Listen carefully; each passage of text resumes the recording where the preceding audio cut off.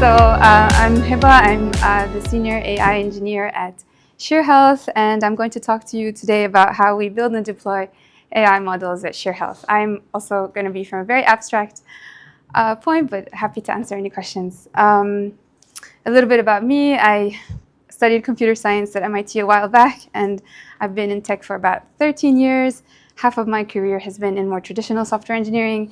The other half is more data science, and I've recently transitioned to ML/AI engineering. A little bit about ShareHealth.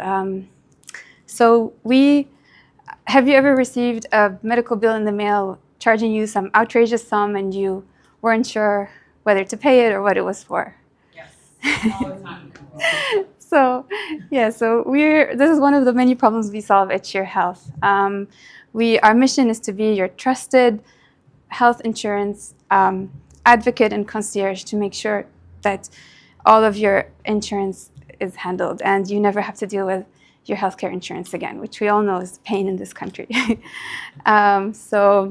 We have over 2,000 members, and we have saved them almost over $5 million, and we've closed more than 24,000 cases dealing with their health insurance. Where do I sign up? ShareHealth.com.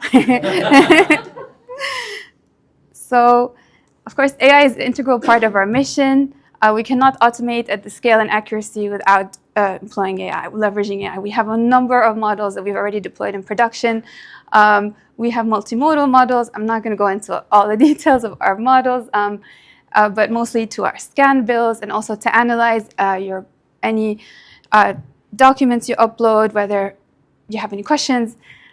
We power a lot of our workflows through AI, and it's kind of a secret sauce of what's done deterministically through rule-based logic and what is done through more non-deterministic AI. I'll talk a little bit more as well about the challenges in productionizing our AI models at ShareHealth. We're a healthcare company. You're uploading bills. You're telling us about your insurance, about issues you're having. So privacy, of course, is very crucial when you're dealing with healthcare. In terms of scalability and latency, our members are ever growing as well as their issues. So we would like to have an ideal experience where, all their issues are resolved in a timely manner. There will be no streaming, so we don't have to worry about that. But we try to resolve issues really as fast as possible.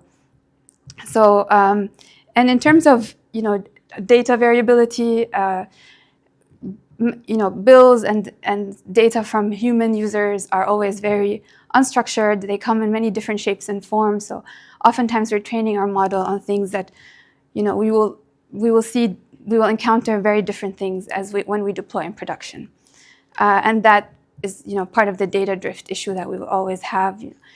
And then the other thing that evaluation is crucial here. We have to constantly be evaluating our models according to metrics that are important for our use case and that will help us achieve our goals. And that's how we continuously iterate on our models. And of course, performance has to be extremely high when you're dealing with medical issues. Cannot afford to answer any questions inaccurately. So these are super challenging when you're deploying AI for healthcare. So it's very vague, but I would like to now deep dive into two of our models that we have deployed already in production. First model is, we call it Extract, which is our OCR sort of bill extraction. It takes any bill that you upload in any PDF image, whatever you have, a screenshot, and we produce a structured output of that bill.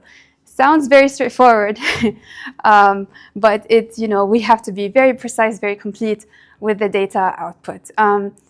And this output further powers other workflows. So I have to say, Google is our trusted partner in our AI journey.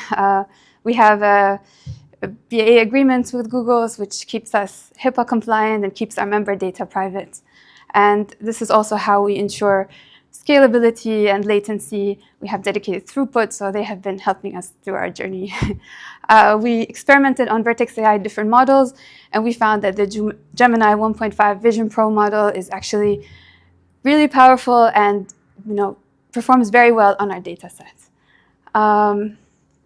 In terms of continuous online-offline evaluation, because this is a structured output model, you can quantitatively evaluate the output against the ground truth. And so this makes evaluation a little bit simpler here, but we always have a feedback mechanism from the model output back into our training, and we have another set of data that we use during offline evaluation.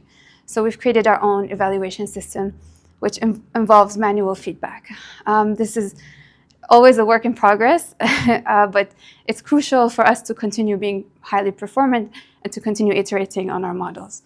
We also monitor our models in production. We use OpenTelemetry for tracing our model calls and logging everything into Google Cloud Logs, where we track metrics and we have alerting set up for any issues with the model.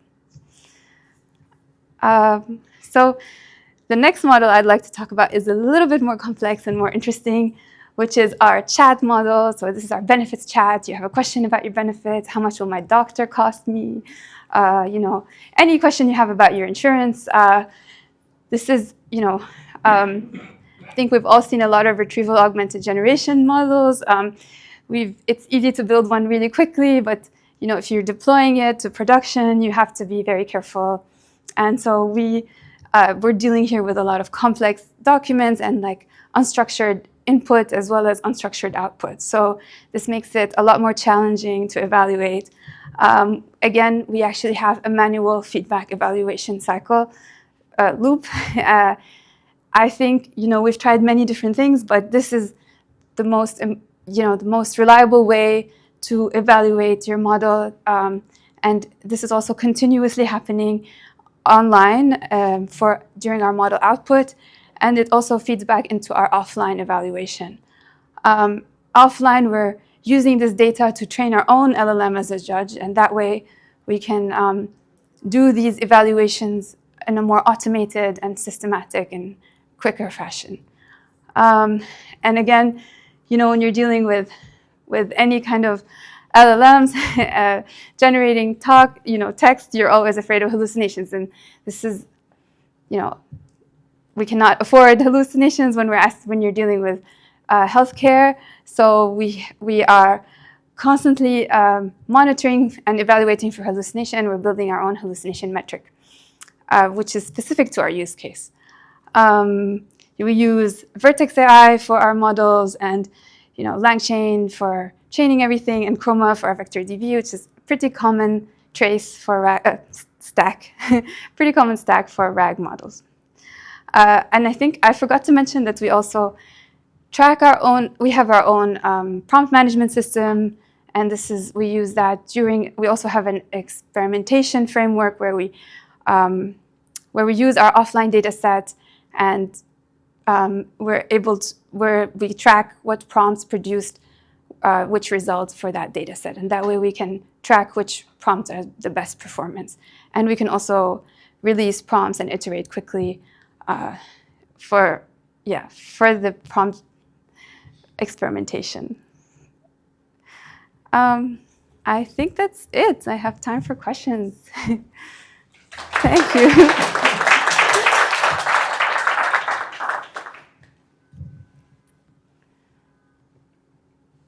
Yeah. Telemetry, how does it help with tracing a call through your models? Because I come from a traditional software engineering background. Yeah. That much experience with models, or to what degree of specificity it takes you? Yeah. I mean, you can trace as much as you want using OpenTelemetry. Especially with LangChain, where you're doing multiple calls to the model, you can trace each call and input-output for each of the calls. We looked into other observability tools. Langsmith is a famous one. The thing is, because privacy is very important to us, we cannot afford to send our data to another monitoring or observability tool. So we built our own internal sort of tool. And yeah, OpenTelemetry can trace anything, really you send it. Especially, it's basically just tracking any input-output details that you want and any kind of metrics that you also need to track. Yeah, it's pretty robust for any kind of observability. But of course, it takes more effort since you have to build it all yourself. Exactly. Exactly. We don't want to send the data anywhere. So we built our own internal tooling for prompt management, for evaluation, for observability on basically Google Cloud. Okay. Thank you. Thank you, guys. Appreciate it.